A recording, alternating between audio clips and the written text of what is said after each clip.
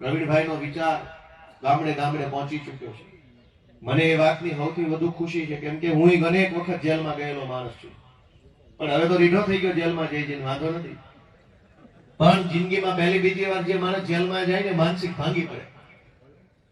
અને અંદર બધા એવા વિચાર કરે રે મારું શું થઈ જાય, ઓલી જમીનનું શું થશે, ઓલા પૈસા લેવાના હતા એનું શું થશે, મોબાઈલનું રિચાર્જ ખૂટી ગયું એનું કેમ થશે, છોકરાએ ખાધું છે કે નહીં ખાધું હોય, દવા ટાઈમે લેવાની,